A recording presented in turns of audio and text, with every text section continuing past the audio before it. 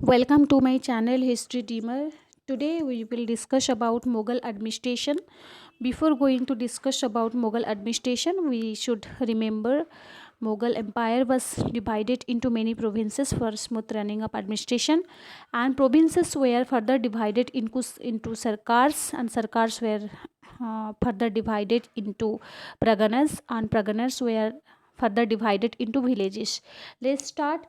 तो जो smooth running के लिए हमें एडमिनिस्ट्रेशन को जो एम्पायर को बहुत सारा प्रोविंसेस में डिवाइड किया गया था मुगल एम्पायर में, और डिस्ट्रिक्ट को जो प्रोविंसेस था वो फिर डिस्ट्रिक्ट में डिवाइड किया गया था, और डिस्ट्रिक्ट परगना में डिवाइड किया गया था, परगना विलेजेस में डिवाइड किया गया था।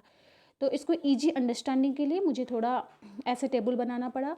तो I hope it will be benefited for all the candidates who are appearing PG entrance and also NET and JRF। Let's start. तो यहाँ पे इम्पोर्टेंट चीज़ ये है कि जो प्रोविंसेस था, प्रोविंस में और भी बहुत सारा ऑफिसर्स थे, but out of them this 3 officers are most important. First is सिपाह सलार एंड सेकेंड इज दीवान एंड बक्सी।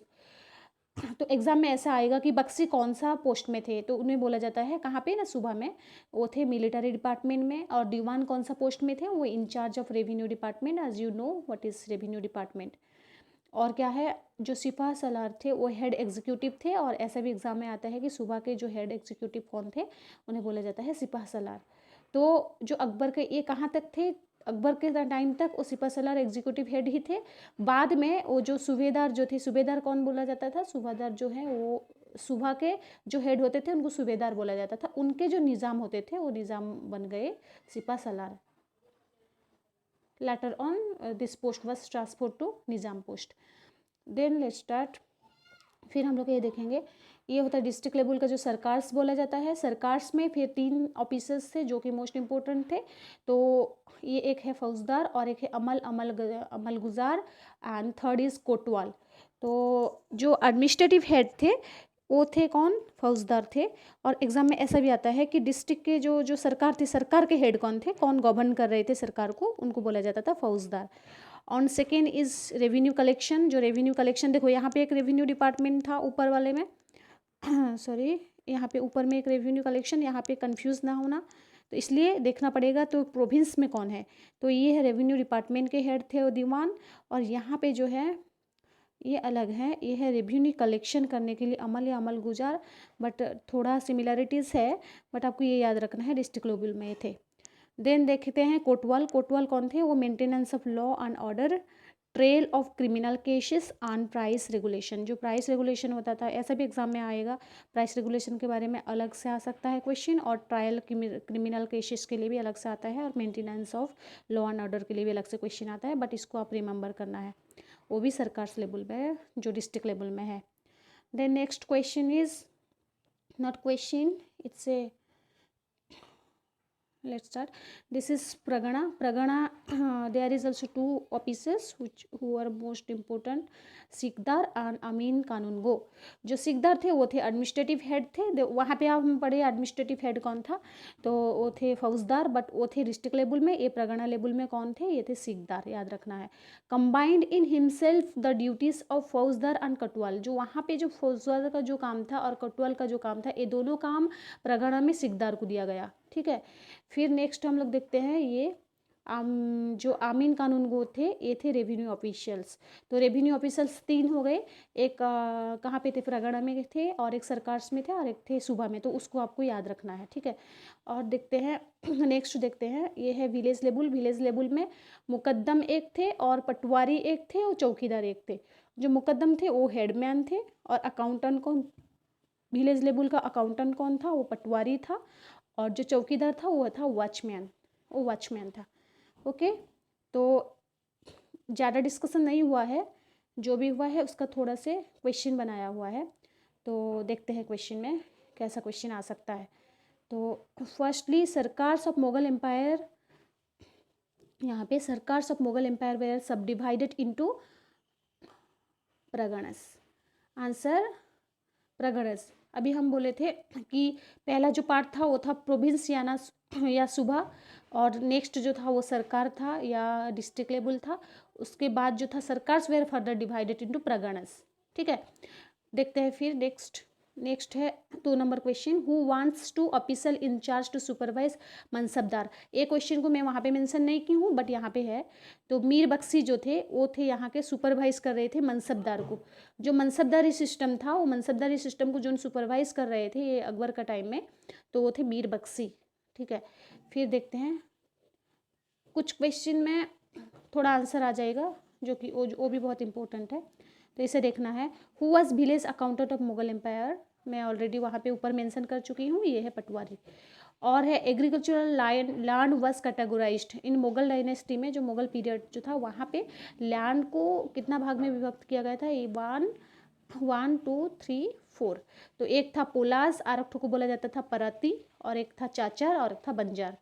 ठीक है, नेक्स्ट वीडियो में मैं इनका कैटेगराइजेशन को समझाऊंगी। पोलास किसे बोलते हैं, पराती किसे बोलते हैं, चाचर किसे बोलते हैं, बंजार किसे बोलते हैं।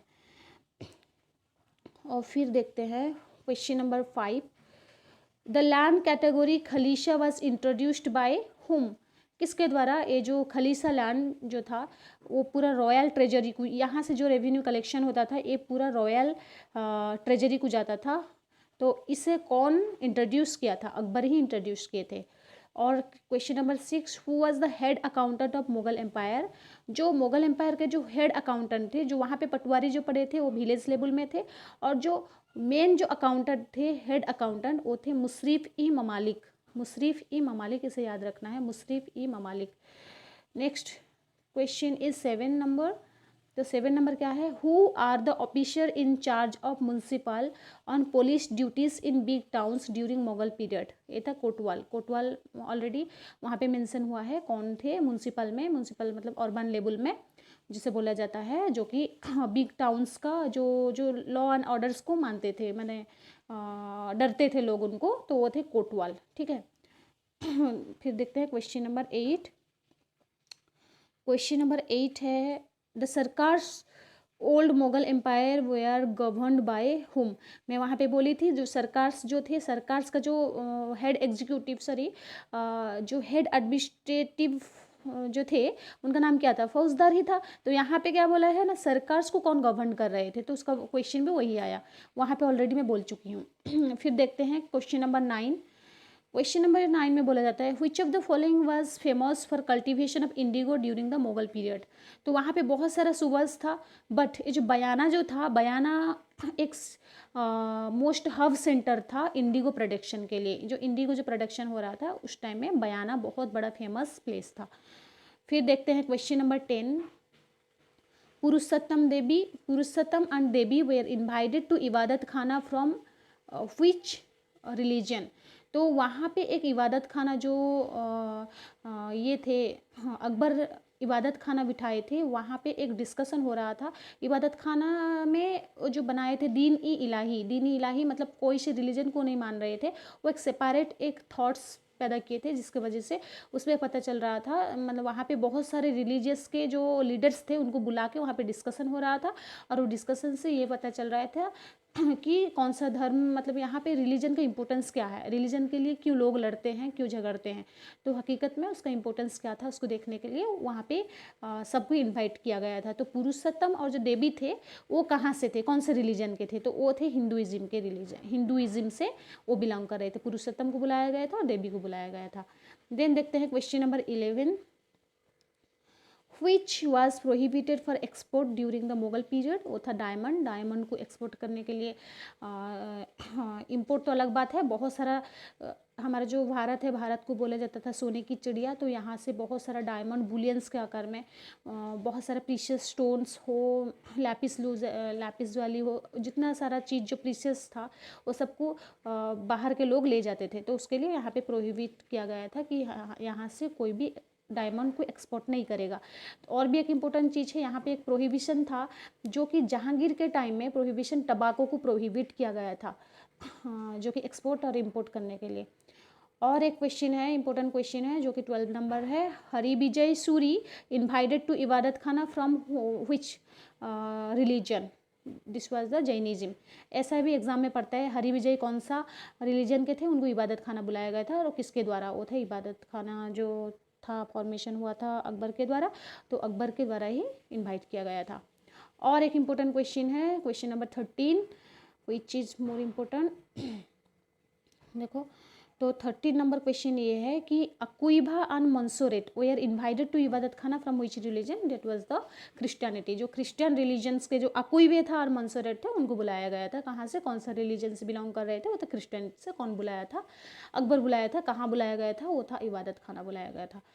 और भी इबादत खाना कब फॉर्मेशन हुआ था, ये क्वेश्चन आपके लिए रहा, आप कमेंट बॉक्स में कमेंट दे सकते हो, इबादत खाना किस ईयर में फॉर्मेशन हुआ था। देन देखते हैं, Mughal empire was divided into, ये तो ऑलरेडी पढ़ चुके हैं, सूबास को, जो सूबास में डिवाइड हुआ था। जो एम्पायर था, एम्पायर बहुत सारे सूबास में, जो कि पहला 12 में था, देन 15 को हो गया, फिर 19, फिर 21, ठीक है। तो वो था जो कि प्रोविंस में डिवाइड किया गया था मुगल का एम्पायर को। ये ऑलरेडी हम लोग पहले पहले पढ़ चुके हैं। फिर देखते हैं question number 15 who was in charge of pargana during Mughal period. वो था कौन, चौधारी। चौधारी जो थे प्रगणा के इंचार्ज में थे, तो उनके बोला जाता है चौधारी।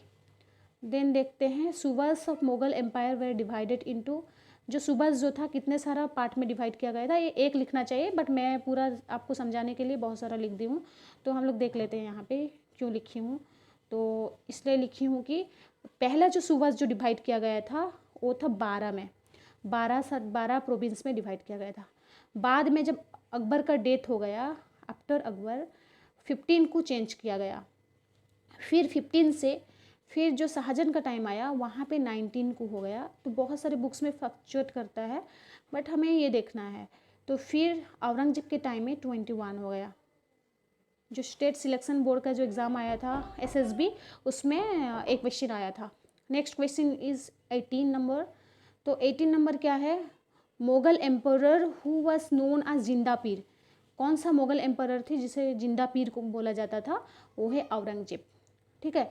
ये था 18 क्वेश्चन, और पहले जो वो टेबल में पढ़ाया गया है उसको रिमेंबर करना ज़रूरी है। तो it was my video. I hope this video will be benefited for all candidates who are appearing many competitive examinations। जब ये वीडियो आपको अच्छा लगा तो ज़रूर लाइक करिएगा और शेयर करिएगा, और कमेंट बॉक्स में कमेंट, और जो क्वेश्चन में पूछा है तो क्वेश्चन में भी आंसर देने का, कमेंट में क्वेश्चन का आंसर देने का। Thank you for watching this video, thank you.